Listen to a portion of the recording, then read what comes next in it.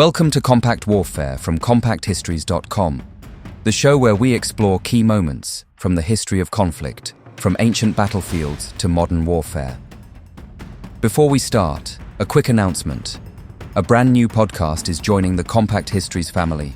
It's called Compact Science, and it brings you clear, straightforward explanations of science-related topics, all in the same short, bite-sized format.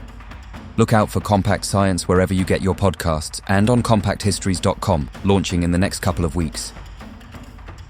With that being said, let's get back to the show. This is episode 68, The Siege of Orléans. By the late 1420s, France was teetering on the edge of collapse.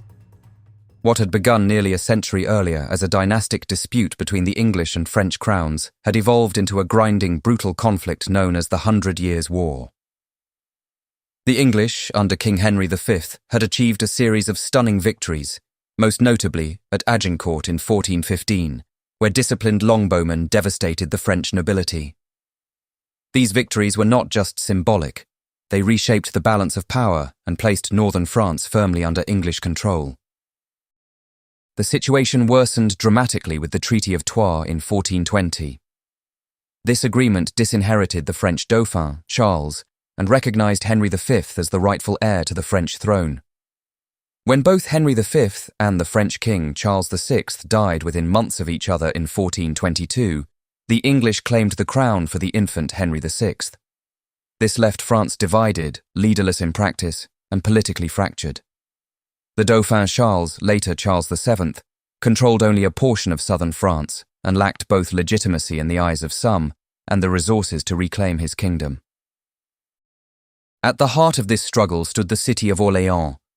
Positioned along the Loire River, it served as a critical gateway between the north, dominated by English and Burgundian forces, and the south, still loyal to Charles. If Orléans were to fall, the English would gain a clear route deeper into the remaining French territories. The collapse of the Dauphin's cause would likely follow, and with it, any realistic hope of restoring a unified French kingdom under his rule. By 1428, the English were ready to deliver what many believed would be the final blow. Commanded initially by the Earl of Salisbury and later by William de la Pole, Duke of Suffolk, English forces advanced on Orléans and began constructing a network of fortifications designed to choke the city into submission. The strategy was methodical, cutting off supply routes, isolating the defenders, and waiting for hunger and exhaustion to do what swords and arrows had not yet achieved. Inside Orléans, the mood was tense and uncertain. Supplies dwindled, morale faltered, and the looming presence of English bastions around the city created a sense of inevitable defeat. France, it seemed, was not just losing a war, it was on the verge of losing its identity, its monarchy, and its future. The Siege of Orléans began in October 1428, and from the outset, it was clear that the English intended to win not through reckless assault, but through calculated pressure. Rather than launching a full-scale attack on the city's formidable walls, they adopted a strategy of encirclement. A series of fortified positions, known as bastilles, were constructed around Orléans, each one designed to control key roads, bridges, and access points. Slowly but deliberately, the English tightened their grip, aiming to starve the city into surrender. The initial commander of the English forces, Thomas Montague, Earl of Salisbury, brought both experience and confidence to the campaign. However, early in the siege, he was mortally wounded by a cannon shot while surveying the city's defences, a reminder that gunpowder weapons were beginning to change the nature of warfare. Command passed to William de la Pole, supported by other seasoned leaders such as Lord Talbot. Despite Salisbury's loss, the English maintained their disciplined approach, continuing the construction of their siege network with precision. One of the most critical positions was the Tourelle, a fortified complex guarding the southern approach to the city and controlling access across the Loire River. By holding this and other key strongpoints, the English effectively disrupted supply lines into Orléans. However, their encirclement was not entirely complete. Gaps remained, particularly on the eastern side, which allowed limited supplies and reinforcements to slip through. Even so, the pressure on the city was relentless, and each passing week eroded the defenders' ability to hold out. Inside Orléans, conditions grew increasingly difficult. Food became scarce, and the constant threat of attack weighed heavily on both soldiers and civilians. The French garrison, led by experienced commanders such as Jean de Dunois, fought to maintain order and resist despair, but the odds were daunting. Occasional attempts to break the siege met with mixed success, and while small victories offered brief hope, they did little to change the overall situation.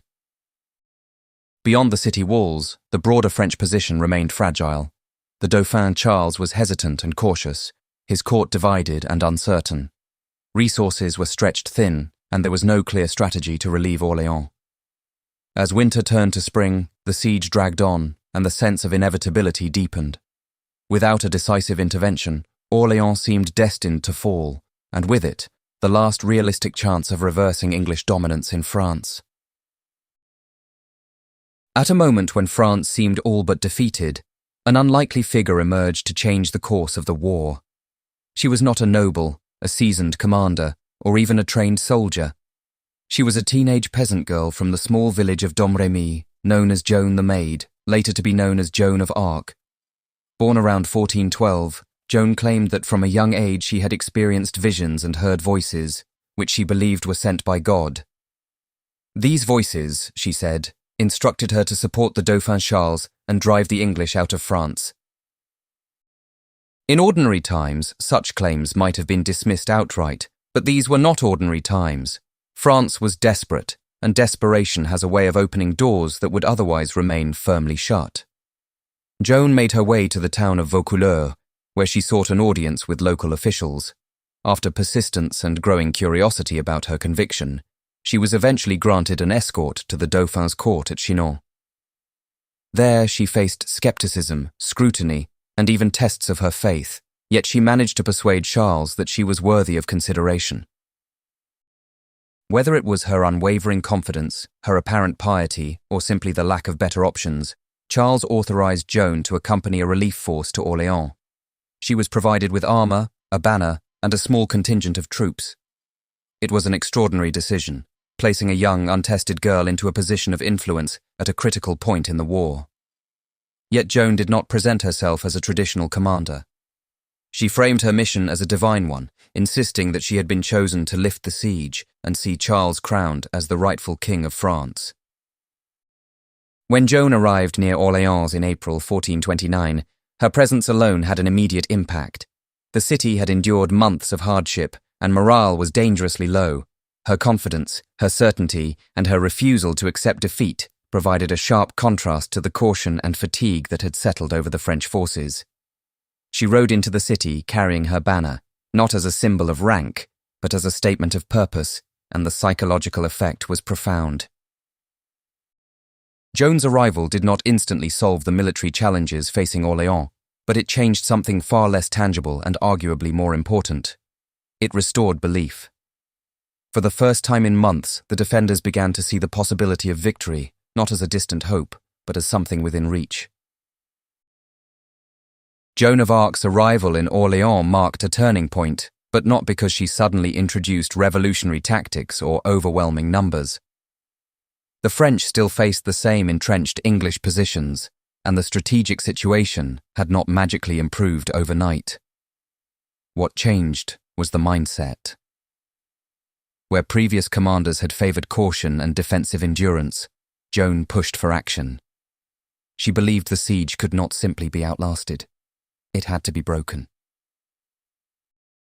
In the days following her arrival, Joan worked alongside experienced leaders such as Jean de Dunois, helping to coordinate a more aggressive approach. While she did not command in the traditional sense, her influence was undeniable. She encouraged bold assaults on the English bastilles, urging the French forces to seize the initiative. This shift in tempo caught the English off guard. They had grown accustomed to a passive enemy, one content to wait behind the city walls. Now they faced an opponent willing to strike back with renewed determination. The first major success came with the capture of the Saint-Loup Bastille on the 4th of May, 1429. French forces launched a coordinated attack, overwhelming the English defenders and securing a vital position east of the city. This victory was more than just tactical. It proved that the English fortifications, which had seemed so formidable, were not invincible. Confidence surged among the French troops, and momentum began to build. Over the following days, further assaults targeted additional English positions. The Augustins' Bastille fell after intense fighting, bringing the French closer to one of the most critical strongholds of all, the Tourelle. This complex guarded the southern bridge approach and was a linchpin in the English siege network. Any attempt to take it would be costly, but leaving it in English hands would mean the siege remained intact. On May 7th, the French launched a full-scale attack on the Tourelle. The fighting was fierce and prolonged, with both sides suffering heavy losses. During the battle, Joan herself was wounded by an arrow, an event that could have easily shattered morale. Instead, after receiving treatment, she returned to the field, reinforcing the determination of those around her. As the day wore on, French forces pressed the attack with relentless energy. By evening, the Tourelle fell. Its capture broke the backbone of the English position around Orléans. For the first time since the siege began, the balance had decisively shifted. What had once seemed like an inevitable English victory was now unraveling under the weight of French resurgence. The capture of the Tourelle on the 7th of May 1429 marked the decisive moment of the siege, but the outcome was not yet fully sealed. The English still held several positions around Orléans, and their forces remained capable of continuing the fight. However, the loss of such a critical stronghold shattered the cohesion of their siege network. What had once been a carefully constructed ring of control was now fractured, and with that fracture came uncertainty. The following day, the 8th of May, brought a dramatic shift. Rather than launching an immediate counterattack, the English forces began to withdraw from their remaining positions. Several factors influenced this decision. The loss of key fortifications had exposed their vulnerability, and the aggressive French assaults had disrupted their sense of control. Just as importantly, morale among the English troops had begun to falter. They were no longer facing a passive, weakening enemy, but a force that had regained confidence and momentum. Inside Orléans, the change was unmistakable. After months of tension, hunger, and fear, the defenders witnessed the lifting of the siege with a mixture of relief and disbelief. The English retreat was not a chaotic rout, but it was a clear admission that their position was no longer tenable. For the French, it was nothing short of extraordinary. A city that had seemed on the brink of surrender had held firm and, against expectations, forced its besiegers to abandon the field. Joan of Arc's role in this outcome was central, not because she single-handedly defeated the English, but because she transformed the spirit of the campaign. Her presence had galvanized the French forces, encouraged bold action, and helped turn a defensive struggle into an offensive resurgence. In the aftermath of the victory, she urged further operations, recognizing that this success should be the beginning of a broader push, not the end of the effort. The lifting of the siege had immediate and far-reaching consequences. It preserved Orléans as a vital stronghold for the Dauphin Charles and prevented the English from securing a clear route into southern France. More than that, it demonstrated that English dominance was not unbreakable. The psychological impact rippled far beyond the city itself, inspiring renewed confidence among French forces and supporters across the kingdom. What had begun as a desperate defense had ended in a turning point. The siege of Orléans was no longer just a battle. It was a signal that the course of the war could, at last, be changed. The lifting of the Siege of Orléans in May 1429 did far more than save a single city. It transformed the trajectory of the 100 Years' War and reawakened a sense of national identity in France that had been fading under years of defeat. What had once seemed like an unstoppable English advance was suddenly called into question. For the first time in a generation, the momentum had shifted, and it shifted decisively in favor of the French. In the immediate aftermath, the victory opened the door to a series of rapid French successes along the Loire Valley. Towns and strongholds that had once appeared secure under English control now faced a reinvigorated enemy. Joan of Arc continued to play a key role in these campaigns, urging swift and decisive action. Her ultimate goal was not just military success, but the coronation of Charles as the rightful King of France. This objective carried immense symbolic weight, as it would legitimize his claim and unify his supporters. That moment came in July 1429, when Charles was crowned Charles VII at Reims Cathedral. The coronation was a direct consequence of the momentum created at Orléans. Without that victory, such a journey through contested territory would have been unthinkable. The event marked a turning point, not just in the war, but in the perception of leadership and legitimacy within France. Charles was no longer merely the Dauphin clinging to a fragment of his kingdom. He was now a crowned king with a growing mandate. For Joan of Arc, however, the story took a tragic turn. Despite her achievements, she would be captured by Burgundian forces in 1430 and handed over to the English. Her subsequent trial and execution in 1431 were intended to discredit her and, by extension, the legitimacy of Charles VII's cause. Instead, her death elevated her status even further, transforming her into a martyr and a lasting symbol of faith, resilience, and national pride. In the longer term, the Siege of Orléans is widely regarded as the turning point of the 100 Years' War. While the conflict would continue for over 2 decades, the balance had irreversibly shifted. The French, increasingly unified and confident, gradually reclaimed their territory. By 1453, the English had been driven out of nearly all of France, bringing the war to a close. Orléans was the spark, but what followed was a flame that reshaped a nation. It marked the moment when France stopped enduring defeat and began to believe in victory again. That brings us to the end of this episode of Compact Warfare, part of the Compact Histories Network. If you enjoyed it, please follow or subscribe wherever you're listening so you don't miss any future episodes, and consider leaving a rating or review, as it really helps new listeners find the show. You can find more episodes at compactwarfare.com, where you can also explore our other podcasts covering biographies, history, disasters, mysteries, and true crime. You can also follow us on Facebook, Instagram, and Pinterest. Finally, please consider supporting the show directly by buying us a coffee. Head on over to compacthistories.com/warfarecoffee to see how. Thanks for listening, and I'll see you next time.